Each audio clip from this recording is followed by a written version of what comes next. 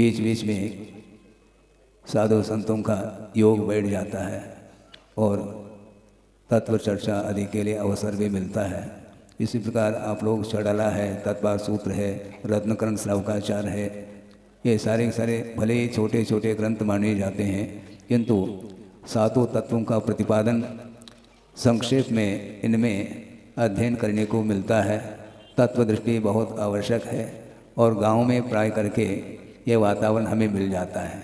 भले ही शहर में छात्रावास किया ये अलग विषय है, वो देश अलग था, किंतु यहाँ पर ज़्यादा चहल पहल नहीं है। इतना ही चहल पहल अच्छा रहता है धर्म ध्यान करने के लिए, संयम का अनुपालन करने के लिए। बड़े बड़े जो महानगरी हैं वहाँ का वातावरण अनुकूल नहीं बैठता है, इसलिए गुरुदेव ने भी लगभग क्या 2-4 चातुर्मास भले ही अन्यत्र हुए हैं उनके, किंतु अधिकतर चातुर्मास इसी बुंदेलखंड में और उसमें भी सागर संभाग और जबलपुर संभाग में ही ज़्यादा हुए हैं। तीर्थ क्षेत्र है, सिद्ध क्षेत्र है, अक्षय क्षेत्र है आदि आदि। और नवनिर्मित क्षेत्र में भी उन्होंने वर्षा की स्थापना करके शीतकाल ग्रीष्मकाल भी व्यतीत किया है और एक विशाल संघ का निर्माण करके वातावरण को बहुत उसका वर्णन नहीं किया जा सकता।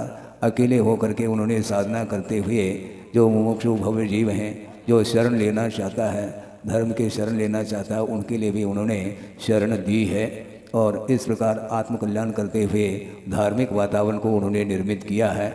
आगे इसी प्रकार परंपरा की दृष्टि से पंचम काल के अंत तक यह धर्म की परंपरा इसी प्रकार चलती रहेगी, क्योंकि इस प्रकार धार्मिक वातावरण का निर्माण करना आप लोगों का भी कर्तव्य होता है। क्योंकि साधु आते हैं और निकल जाते हैं, इसके उपरांत कुछ ही समय के लिए यदि मान लो उनका प्रवास मिलता है, उसमें यदि लाभ उठाते हैं वो धार्मिक संस्कार बने रहेंगे और अपने परिवार में भी जो छोटे छोटे बालक बालिकाएं हैं उनके ऊपर भी धार्मिक संस्कार देते हुए धर्ममय जीवन बनाने का यदि पुरुषार्थ करते हैं तो निश्चित रूप से जो लक्ष्य है अपना संसार से पार होने का वह हो सकता है।